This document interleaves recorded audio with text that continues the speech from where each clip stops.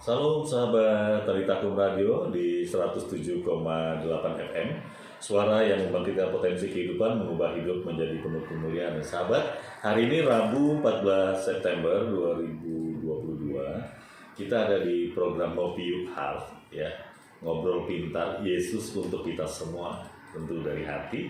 Sebuah program yang membahas fenomena sosial dalam perspektif Kristen untuk diedukasi dalam terang firman Tuhan. Dan pada pagi hari ini saya ditemani Bapak Pendeta Muda Adrian Marwanto. Selamat pagi Pak, salam Pak. Selamat pagi Bapak Hartono. Iya, tema kita pagi ini sahabat, harta abadi. Ini kayaknya memang harus diingatkan kembali ya di tengah segala aktivitas dan tantangan kehidupan yang memang menuntut kita untuk lebih fokus fokus kepada harta yang abadi ya. Sahabat Taritakum Radio yang dikasih Tuhan, sahabat dapat berinteraksi dalam program ini melalui nomor telepon 0812 9945 atau melalui WhatsApp ya di 0821 2347 1340. Saya ulangi, melalui WhatsApp di 0821 2347 1340. Sahabat, sebelum kita lanjut ya dalam acara kita Ngopi Yuk Heart, ya kita mau memulai nih dengan doa nih di tengah kesibukan sahabat. Bagi sahabat yang sedang dalam perjalanan menuju kantor atau di rumah ya sedang mempersiapkan diri untuk berangkat kerja, mau beraktivitas apapun yang sahabat mau kerjakan, atau mungkin sudah di kantor ya sedang mengerjakan sesuatu, dan sahabat-sahabat Taritakum ada di frekuensi ini ya sahabat diberkati Tuhan melalui frekuensi 107,8 ya. Dan ini baik, kita mau berdoa ya, saya minta kita satukan hati kita berdoa. Bapa di surga, jagai frekuensi ini Tuhan, supaya mampu mendelivery kebenaran-kebenaran kepada seluruh sahabat Taritakum dimanapun berada. Kiranya Tuhan memberkati mereka melalui puji-pujian yang diperdengarkan, melalui diskusi-diskusi, obrolan-obrolan, melalui pemberitaan firman Tuhan, melalui doa-doa yang dinaikkan melalui frekuensi ini menjadi keberkatan Tuhan. Berkati Taritakum Radio menjadi saluran berkat bagi kemuliaan. Terima kasih Tuhan, dalam nama Yesus. Amin. Sahabat, kita lanjutkan ya dengan Bapak Pendeta Muda Adrian Marwanto dengan tema kita harta abadi. Saya serahkan waktunya Pak ke Bapak ya. Iya, terima kasih Bapak Pendeta Suwartono. Ya. Terima kasih Pak untuk kesempatannya. Haleluya ya. Senang sekali boleh berjumpa ya, boleh bertemu dengan Bapak, dan pagi hari ini boleh ada di Radio Taritakum, suatu kehormatan buat saya ya, suatu luar biasa deh, nggak bisa dikatakan. Iya Bapak, seperti itu Pak ya, seperti tadi statement Bapak, harus selalu diingatkan kan kata orang itu, manusia itu sering lupa gitu loh Bapak, jadi harus betul. dirimen ya Pak ya, diingatkan kembali ya. Setuju Bapak, saya ingatkan kembali. Memang menarik di tengah hiruk pikuk kita, di tengah situasi dunia ini, ya memang nggak bisa dipungkiri Bapak, ya itulah gitu loh, daya magnet terbesar itu ya ke situ gitu loh Pak. Bagaimana arus hidup kita itu digulirkan hanya untuk sesuatu yang kelihatan, yang nampak gitu ya, yang bisa disentuh, bisa dinikmati, bisa dirasakan gitu ya. Dan kalau boleh sih mungkin juga bisa di-showkan ya, dikasih tahu sama orang-orang nih, gue berhasil dapatkan ini, dapatkan itu, dapatkan ini gitu ya. Iya Pak, betul. Padahal itu hal-hal yang bersifatnya sementara ya. Benar. Iya, betul. Benar. Iya. Itu padahal kita harus memahami bahwa dalam hidup ini ya materi-materi yang tadi kita sebut itu penting, kita butuhkan. Tapi tidak semua kehidupan manusia itu ditunjang oleh materi. Betul. Itu menariknya sahabat Taritakum juga di rumah, di mana saja berada, bahwa kehidupan manusia saja ada tubuh, jiwa, dan roh. Tapi kerap kali kita melihat hanya tubuh saja yang kita explore gitu loh. Bagaimana apa yang kita kenakan, apa yang kita makan, apa yang kita kendarai, itu terus Bapak digelorakan, dicari gitu loh. Diupayakan juga saya. Benar Bapak, bahkan saya ingat lagu sekolah minggu Bapak. Apa yang dicari orang, uang. Iya gitu Pak. Apa yang dicari orang, pagi, siang, sore, petang, uang. Inilah magnet yang dunia betul. berikan gitu loh Pak. Kalau kita nggak menggunakan ini dengan hati-hati, kita akan masuk ke dalam kumparan daya magnet ini yang begitu kuat sekali sehingga akan menyita pikiran. Betul. Bayangin Bapak, kalau kita hari-hari hidup kita ya Bekasi kebetulan tempat yang sangat super gitu ya, berangkat pagi gitu kan, pulang petang gitu. Begitu terus seterusnya. Jadi tubuh ini sudah tenang sehingga untuk pemenuhan kebutuhan jasmani kita maksimal, tapi ada rongga kosong yang dalam hidup yang harus kita penuhi dan kerap kali terabaikan. Sebenarnya tidak niat Bapak, tidak niat untuk tidak mencari kebutuhan rohani itu, tapi dikarenakan kondisi fisik yang sudah lelah. Kalau dari Senin sampai Jumat ya, terus nanti pengennya kalau hari Sabtu itu liburan. Quality time bersama keluarga alasannya Pak ya. Ya apa-apa. Itu baik dalam satu sisi, tapi sisinya lain itu yang sedang kita terus pergumuli, perjuangkan sampai akhirnya tanpa kita sadari kita terikat di situ. Betul. Ya. Menarik Pak dengan statement Bapak barusan, kita terikat. Segala sesuatu berguna, tapi kalau kita sudah terikat, dalam hal ini adalah harta duniawi, ya, uang, rumah, mobil dan lain sebagainya. Semakin kita haus akan hal-hal itu, kata orang pepatah seperti ini Bapak. Orang kalau minum air laut itu semakin banyak minum semakin haus. Betul. Karena kadar garamnya, kadar keduniawiannya masuk terus dari yang kita perjuangkan itu ya. Sampai kita sadari kita tidak pernah terpuaskan. Benar. Saya Pak sambil ngobrol Pak. Jadi Pak Pendeta, ada orang membuat status di aplikasi di media sosial Facebook.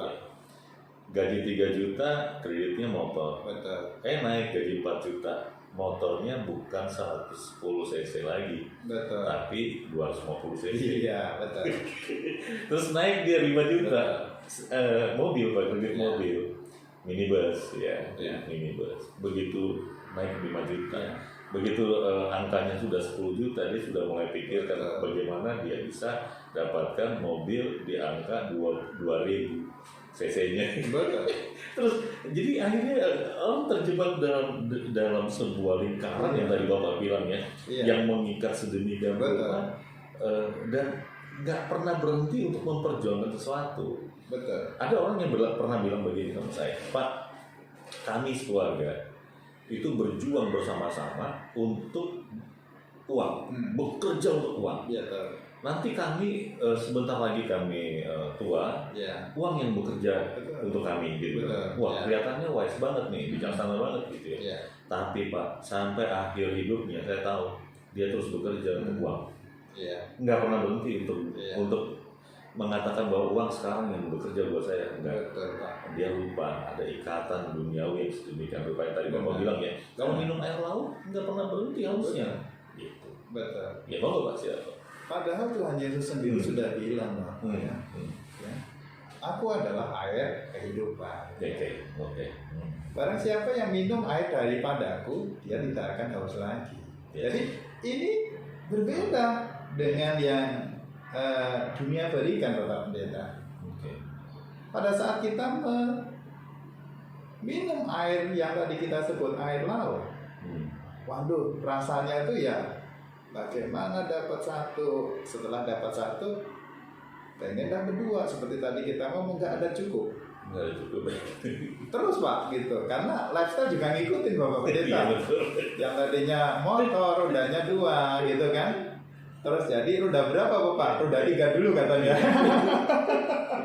Roda 3, setelah roda 3, roda 4 Bapak gitu kan ya. Betul. Terus rumah setelah itu ya kan, dari rumahnya mungkin RS gitu kan Bapak, pengen ya. RS 10 gitu Pak. Masih RS Pak, tapi Tapi RS 10 maksudnya gitu. Rumah sedikit semen sempit sekali, ya kan, sisi susukan. Iya. Nah, Begitu udah diperjuangkan jadinya Benar. tipenya beda ya. benar. Iya. Jadi pengen renovasi. Betul. Setelah renovasi nanti pengen nambah lagi. Begitulah dunia tawarkan Bapak Pendeta. Iya. Akan kurang-kurang. Tapi Tuhan Yesus sendiri memberikan, minumlah air yang daripadaku, air kehidupan. Barang siapa minum air yang daripadaku, ia tidak akan haus lagi. Ini menarik. Kalau kita cermati gitu.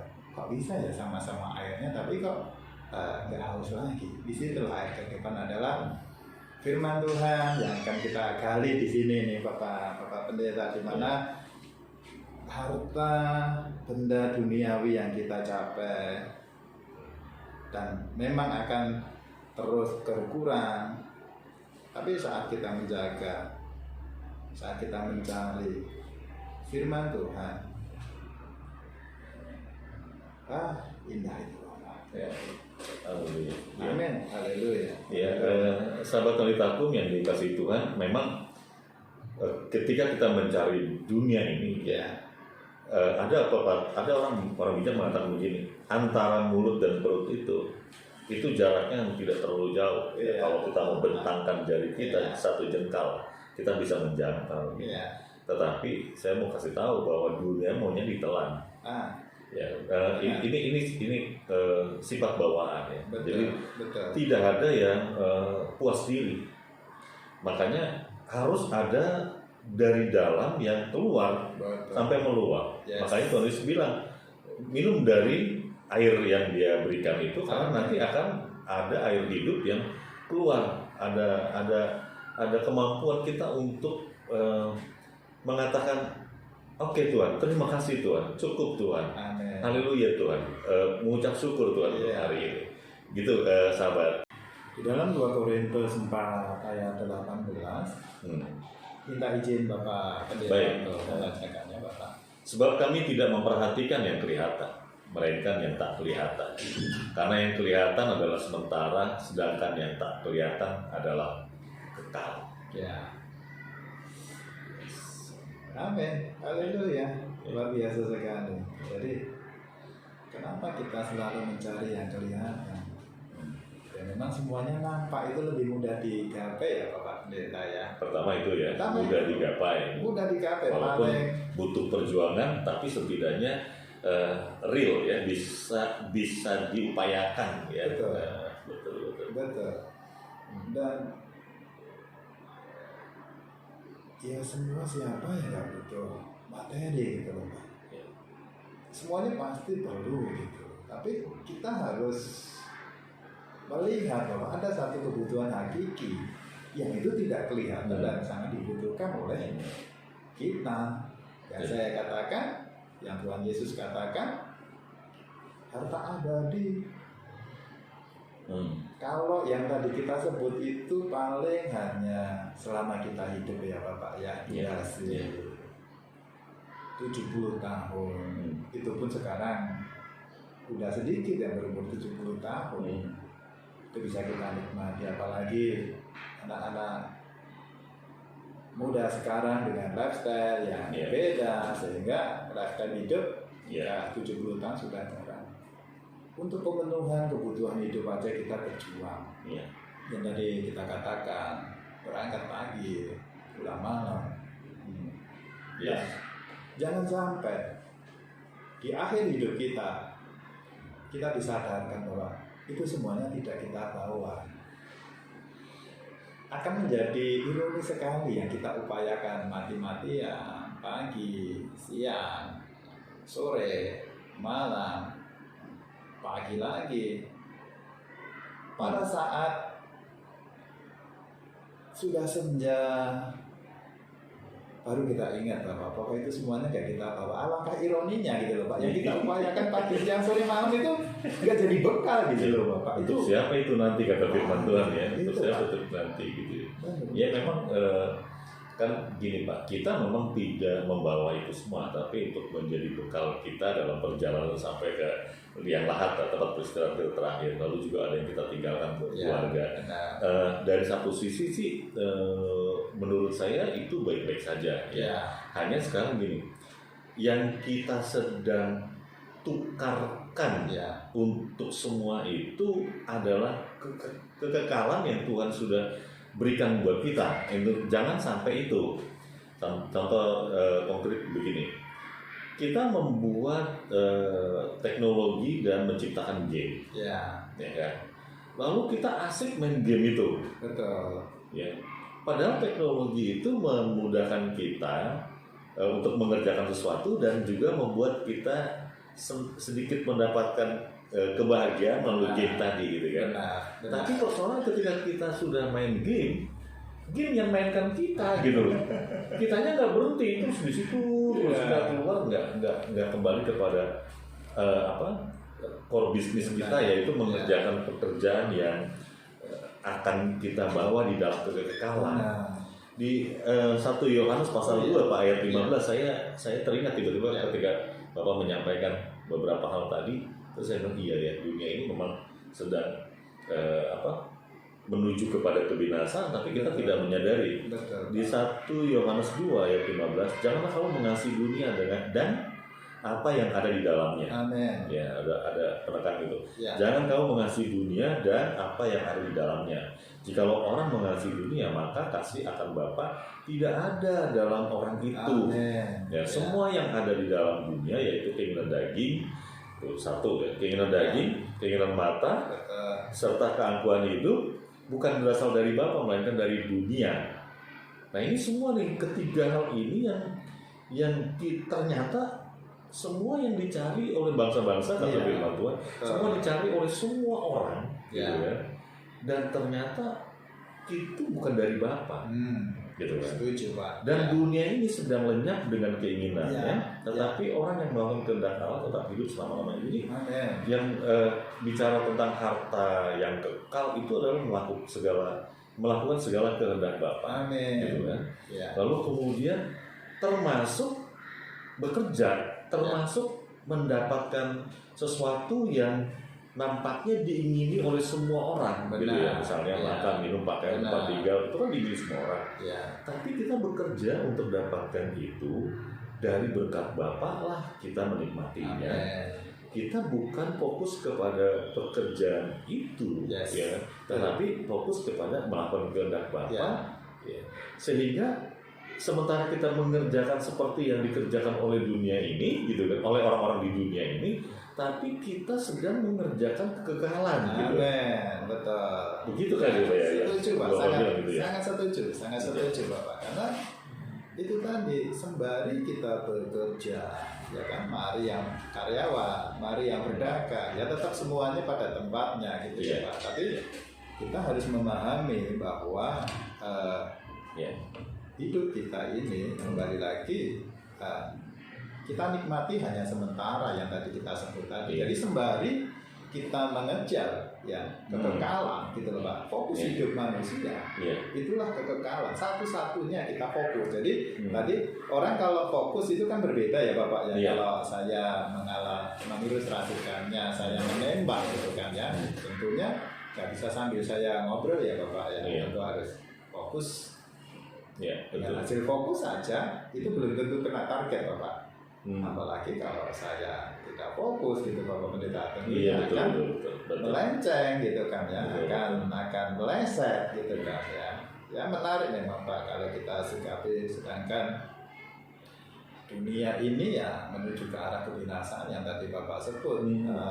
Manusia ini rentan sekali Bapak, manusia sangat rentan sekali, sehingga ada statement Bapak, atau firman Tuhan yang mengatakan asal ada makan dan pakaian Cukup. itu cukup Bapak. Iya. Itu akan menjadi pagar buat kita. Karena seperti tadi kita katakan, kalau kita haus lagi kita ganti haus lagi itu haus dan lapar akan kebenaran gitu ya. Cuma gini Pak, kan ada orang juga berkata bahwa Ya. kapan sih manusia itu bisa mengatakan cukup? Ya. Nah, ini kan bukan perkara mudah ya untuk bisa mengatakan cukup. Ada orang yang saya bisa kok gitu, tapi ternyata itu klise juga gitu ya. Tidak jelas, nggak ada pegangannya untuk bisa mengatakan cukup. Kenapa? Yang seperti tadi Bapak bilang, kalau kamu minumnya adalah air laut, kamu nggak akan pernah bilang cukup, Ya. karena rasa hausnya itu tidak pernah terpuaskan. Betul. Gitu kan. Tapi kalau kamu datangnya ke Tuhan, minum air hidup yang Tuhan sediakan buat kita, ya, dan air hidup itu menjadi sumber dalam kehidupan kita, maka firman Tuhan katakan kamu tidak akan haus lagi. Amin. Gitu kan.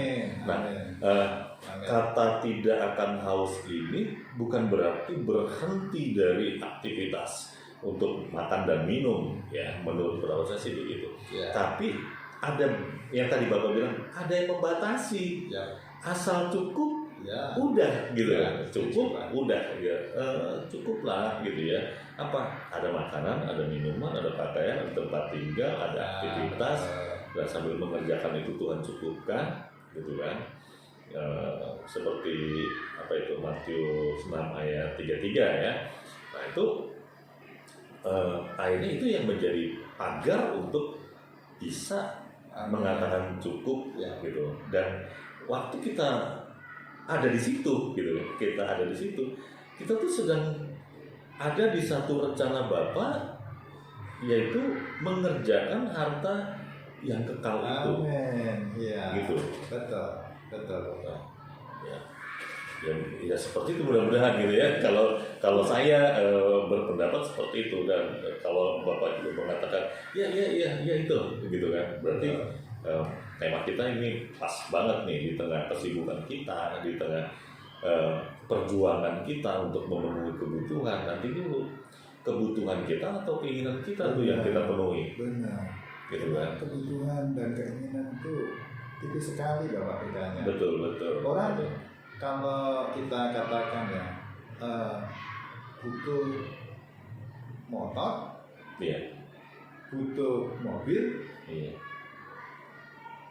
itu berbeda gitu loh Pak. Jadi tipis sekali antara kebutuhan dan keinginan itu. Iya. Makanya kalau untuk pemenuhan kebutuhan jasmani seperti tadi Bapak katakan harus ada pagarnya, yaitu rasa cukup gitu. Sehingga haus dan laparnya bukan untuk pemenuhan kebutuhan. Bukan keinginan ya, bukan memenuhi keinginan. Iya, bukan Tapi kebutuhan. Yes. Ya, Iya, kebutuhan. Sedangkan untuk kebutuhan untuk rohani kita itu harus terus gitu loh Pak, digelorakan. Orang kalau haus dan lapar itu aduh kayak apa sih gitu loh, mencari bahkan ini ada cerita lucu nih Bapak. Kebetulan saya dari kota kecil Bapak di Jawa Tengah. Itu lucu. Waktu lagi senang-senangnya itu Pak, saya ingat itu usia SMA itu di Solo itu, ibu saya Bapak itu bilang, Bung, manggil saya Le itu Bapak kata orang Jawa ya.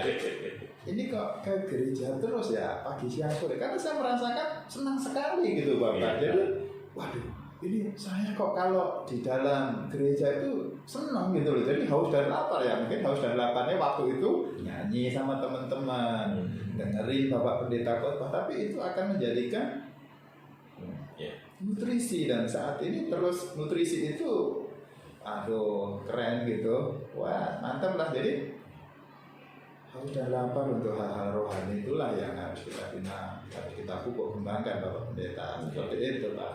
Iya. Jadi saya pernah buat status Pak di media sosial kita begini, Allahku memenuhi seluruh kebutuhanku dan sedikit keinginan. Kenapa? Karena ketika kita bicara keinginan tadi kan saya ilustrasikan antara mulut dan perut itu kecil sekali, pendek sekali jaraknya, tapi dunia mau ditelan. Betul. Gitu kan. Keserakahan kita tuh seperti itu. Kan juga tergambar ya.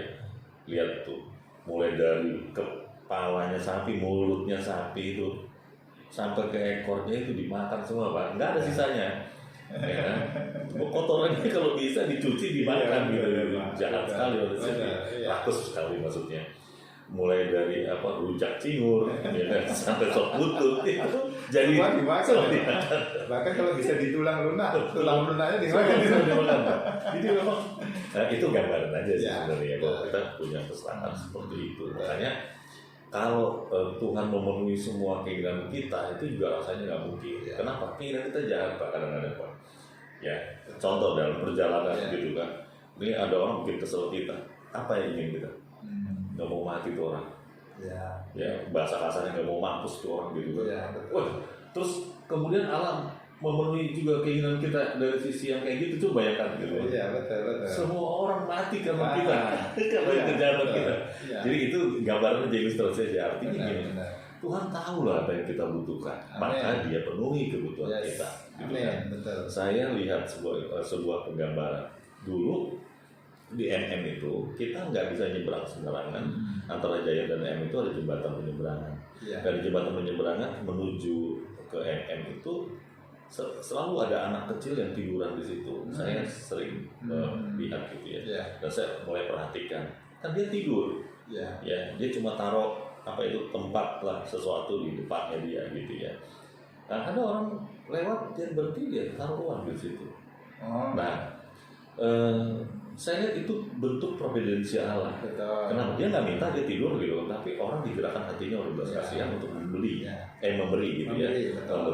Jadi ini providensia, bentuk pemeliharaan Tuhan atas orang hidup itu. Jadi selama kita hidup pasti Tuhan pelihara. Dan Dia pasti memenuhi kebutuhan untuk kita hidup. Persoalannya kita lebih banyak ke gaya hidup, dan gaya hidup itu bicara tentang keinginan. Makanya tadi saya katakan bahwa Allah kita adalah Allah yang memenuhi kebutuhan kita dan sedikit keinginan kita. Kalau keinginan kita semua dipenuhi, yang rasanya baik tadi gitu kan, itu lama-lama bisa jadi nggak baik. Contoh misalnya, kita, saya kalau punya uang saya mau kasih dia nih, baik kan? Baik banget itu, baik. Lalu Tuhan kasih baik, kita kasih dia nggak ngucapin terima kasih gitu. Betul. Apa yang ada di sini kita? Oh, dasar nggak tahu diuntung, udah dikasih nggak ada terima kasih, dasar lu gitu kan. Lalu kemudian kalimat berikutnya hal yang menyakitkan gitu kan. Nah, itulah bentuk-bentuk keinginan gitu. Makanya bagus juga Allah kita tidak memenuhi keinginan kita semua. Kalau Allah kita memenuhi semua keinginan kita, celaka kita.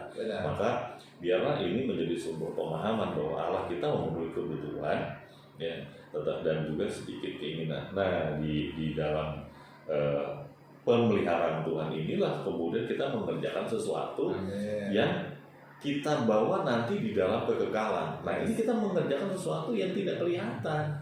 Apa yang tidak kelihatan? Ya. Kalau kita lihat di Galatia pasal yang kelima Pak, ayat 22, 23 itu kan bicara tentang buah roh. Allah yang adalah kasih, ya. Dia telah menyatakan kasih-Nya kepada dunia ini dengan memberikan Yesus Kristus buat kita. Yesus Kristus adalah bukti kasih Allah. Lalu kemudian di Korintus katakan bahwa itu menjadi fondasi iman kita. Nah, fondasi iman kita itu kemudian kita taruh di atasnya bangunan yang dibuat oleh materialnya apa gitu kan. Nah, ada di situ emas, di situ perak, di situ permata, ya kayu, jerami gitu ya. Nah, mana yang kamu pakai? Nggak usah ngomong kalau jerami, pasti hangus karena ujiannya api ya. Nah, permata yang nampaknya bagus, nah ini yang harus diwaspadai. Nampaknya bagus dalam pekerjaan melalui proses cutting, ya kan, sehingga batu yang tidak mulia menjadi mulia, gitu kan. Nah, jangan sampai kemudian pada waktu hari pengujian itu, gitu kan, dibakar oleh api. Permata sekeras apapun dibakar api hangus, habis. Saya sudah pernah mengalami lah, saya pernah mengalami itu, hangus. Perak waktu dimurnikan gitu kan menjadi perak murni, memang nilainya kualitasnya menjadi bagus, tetapi nilai perak adalah perak. tidak pernah nilai perak dimurnikan menjadi berubah seharga dengan emas, nggak bisa.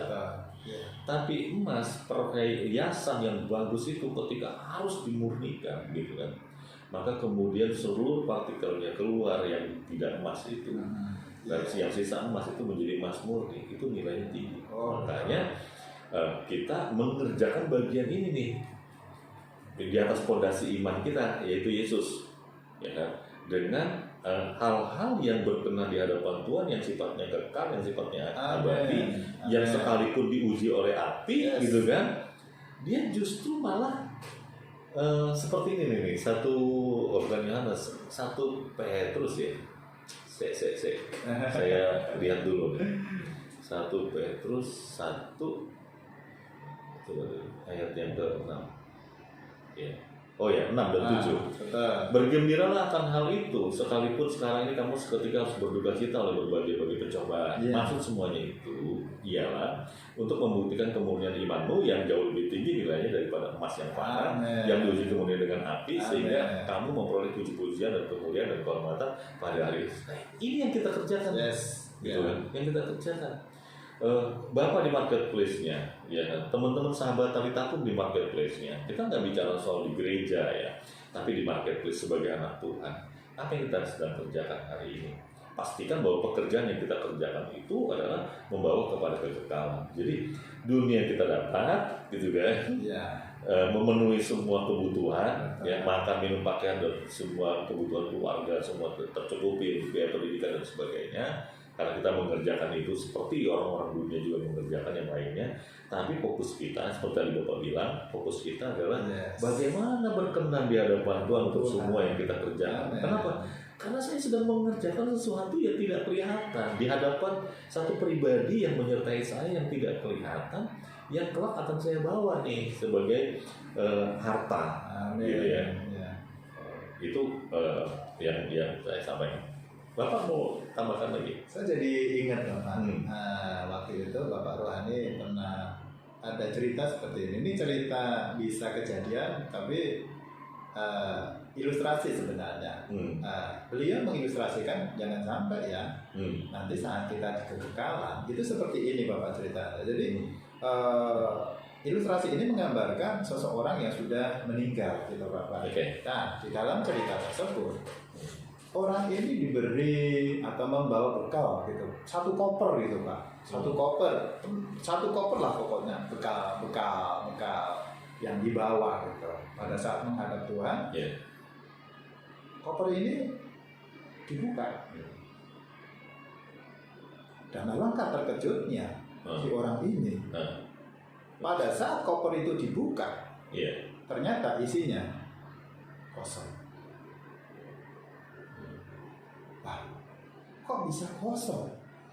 Jadi selama di dunia saya nggak ngerjain apa-apa, kata si orang tersebut gitu. Tuhan Yesus bilang iya, karena yang kamu kerjakan kembali adalah harta yang fana, harta dunia, sedangkan harta yang kekal, mencari kehendak Bapa, berkenan kepada Tuhan, itu nggak dia lakukan, dan dia sangat kecewa sekali. Dengan cerita ilustrasi tersebut, saya menjadi mawas diri Bapak Pendeta. Bagaimana dengan kehidupan saya?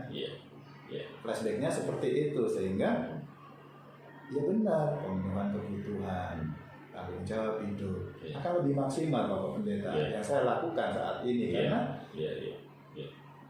cara pandang saya, saya tetap di dunia marketplace seperti tadi Bapak sebut, saya tetap dagang gitu kan, saya tetap melakukan tugas-tugas saya sebagai pedagang. Tapi di satu sisi saya menjadi pedagang yang berkenan kepada Tuhan. Di dalam tutur kata saya gitu, saat saya ketemu teman, Bapak mau jual ini Pak, silahkan. Seperti ini Pak alatnya.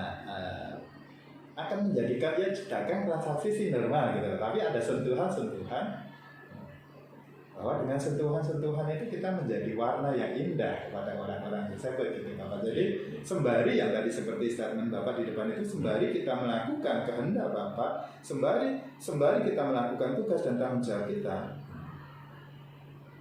fokus hidup kita tetap tertuju kepada Kristus. Kata abadi tersebut Bapak, melakukan kehendaknya di dalam dagang. Oke. Baik, sahabat Talitakum, jadi gini, di tengah segala aktivitas yang kita kerjakan itu sama seperti orang dunia kerjakan, karena memang Tuhan menaruh kita di dunia ini untuk mengusahakan. Itu penting untuk kita ketahui ya. Ketika Tuhan menaruh manusia di Taman Eden untuk mengusahakan. Nah, ketika kita ada di dalam dunia ini, maka kita sedang berusaha mengerjakan sesuatu. Tapi pastikan bahwa kita mengerjakan sesuatu itu bukan untuk memenuhi keinginan kita, tetapi memenuhi kehendak Tuhan. Amen. Sehingga pada saat kita mengerjakan kehendak Tuhan dalam bisnis kita, dalam usaha kita, dalam pekerjaan kita, dalam pelayanan yang kita lakukan dan sebagainya, gitu ya. Sehingga dari situ kita memenuhi kebutuhan, dari situ kita membekali kehidupan kita di dalam kekekalan. Amen. Tadi di sela-sela perbincangan Bapak, saya diingatkan atau terbersit gitu loh Pak. Seperti ini loh. Sobat Talitakum juga pernah mengalami seperti ini mungkin. Nah, bagaimana kan tadi kita katakan gitu kan, bahwa bekerja itu adalah bagian tanggung jawab kita kepada Tuhan, kepada keluarga ya Bapak ya, ada anak kan gitu kan ya.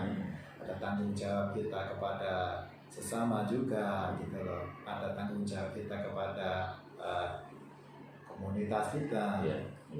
Tapi menariknya Pak, kalau itu nggak kita sikapi, itu berbeda tipis Bapak, berbeda tipis karena si jahat ini Pak, ini mensukan dirinya ini. Jadi kalau saya bilangkan apa ya, jebakan itu kan nggak terang-terangan ya Pak ya. Namanya jebakan itu, kamu kan kerja nih untuk memenuhi kebutuhanmu, kebutuhan keluarga. Kalau kamu nggak mengerjakan itu, kamu berarti kamu sudah melawan kehendak Tuhan. Gitu. Kita kerjakan, tapi ternyata kita terjebak di pekerjaan itu, gitu kan. Nah, itu yang Bapak bilang, gak terasa tuh tipis-tipis. Tipis sekali Pak, tipis sekali bedanya. Iya betul. Tipis sekali Pak, karena ini kita mengerjakan kehendak Tuhan, atau kita mengerjakan proyeknya Tuhan, atau kita sedang mencari proyeknya kita. Yes, betul. Kalau kita mencari kehendak Tuhan, itu otomatis Pak, carilah dahulu kerajaan Allah, yes, nanti semuanya akan ditambahkan. Yes, nah disitulah firman Tuhan sudah memberikan kuncinya, kompasnya, pedomannya sudah ada. Tapi kadang-kadang manusia lebih condong untuk mencari yang kelihatan tadi, sehingga nggak difokuskan. Lah itulah kita kemakan jebakan gitu Pak, kita terjatuh dan kita terjerembab. Kerap kali jebakan itu kalau sudah mengikat semakin kencang, semakin susah dilepaskan Pak, sehingga kita akan terikat oleh keduniawian yang semakin lama semakin ya. Kedagingan ini kalau kita mau makan kan, kata Bapak tadi, sapi itu kalau bisa kan dimakan semua kan gitu ya, kedagingan kita gitu. Jadi bagaimana kita bagaimana kita harus mengendalikan diri kita gitu loh. Kalau kita benar-benar mau mencari kehendak Tuhan, pada saat kita mencari kehendak Tuhan, tentunya yang lain juga akan otomatis seperti itu Bapak. Saya bacain aja Pak nih ayatnya nih, di Matius 6 ayat 33 itu ya, dikatakan carilah dahulu kerajaan Allah dan kebenarannya, maka semuanya itu akan ditambahkan kepadamu. Amin. Jadi memang betul, kita bekerja ini kan bukan untuk diri kita. Kenapa? Ini kita melakukannya atas kehendak Tuhan. Benar. Kalau kamu nggak kerja, kata Rasul Paulus ya, kalau firman Tuhan, kalau kamu nggak kerja, baiklah kamu jangan makan. Betul. Kalau orang mau makan, dia harus bekerja. Setuju. Gitu kan? Dari sejak semula di Kejadian pasal 2 ayat 15 juga udah dikatakan bahwa ketika manusia ditaruh di Taman Eden, Tuhan juga bicara mengusahakan. Jadi manusia harus mengusahakan Taman Eden. Taman Eden loh Pak.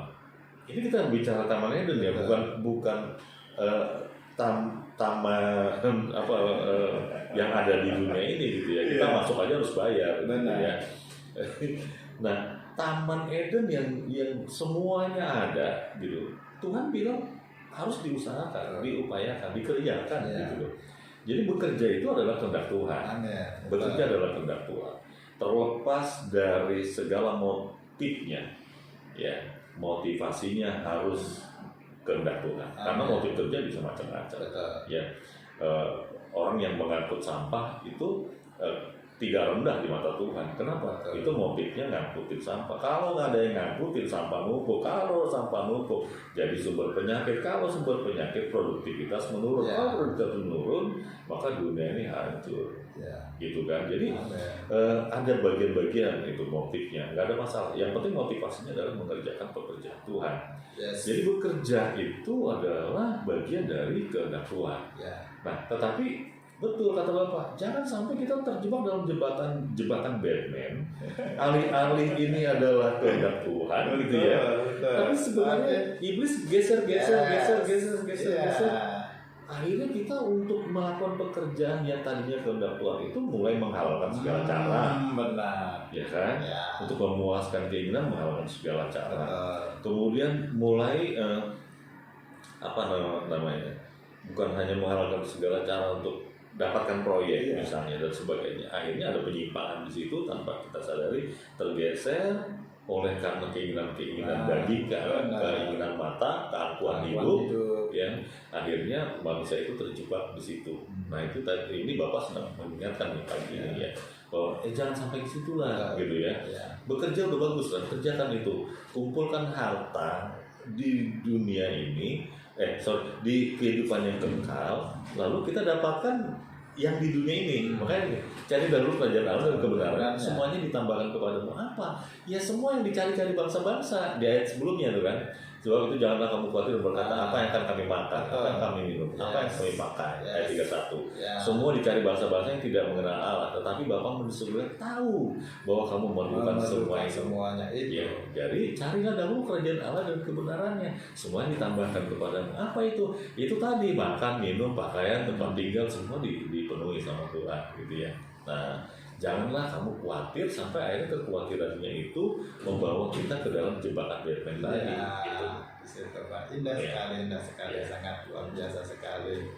Kalau kita terus dikuatkan, kalau kita satu statement Pak dari renungan kita pagi ini. Silakan Pak.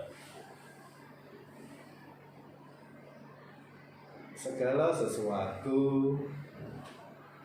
atau berkat Tuhan adalah segala sesuatu yang menjadikan kita semakin dekat kepada Tuhan. Apapun itu. Kerap kali berkat Tuhan kita konotasikan dengan materi. Tapi berkat Tuhan yang abadi adalah apapun itu yang Tuhan izinkan terjadi dan membawa kita semakin dekat kepada Tuhan. Itulah berkat. Amin. Sahabat Talitakum yang dikasihi Tuhan di 107,8 FM, ya suara yang memberikan potensi kehidupan dan mengubah hidup menjadi penuh kemuliaan. Hari ini kita diingatkan ya, janganlah kekhawatiran kita ya untuk hari ini sampai kemudian kita mengerjakan sesuatu yang tidak berkenan di hadapan Tuhan, karena yang kita bawa adalah harta kekekalan itu, yaitu mengerjakan apa yang dikehendaki Tuhan. Karena hari esok ada kesusahannya sendiri. Kesusahan sehari cukup satu hari. Hari ini kita serahkan kepada Tuhan. Semakin dekat dengan Tuhan, semakin diberkati Tuhan, menjadi harta yang kekal, harta yang abadi, harta yang akan kita bawa di hadirat Tuhan. Ya, akhir kata kami yang ada di sini, kami mundur sampai jumpa lagi. Shalom.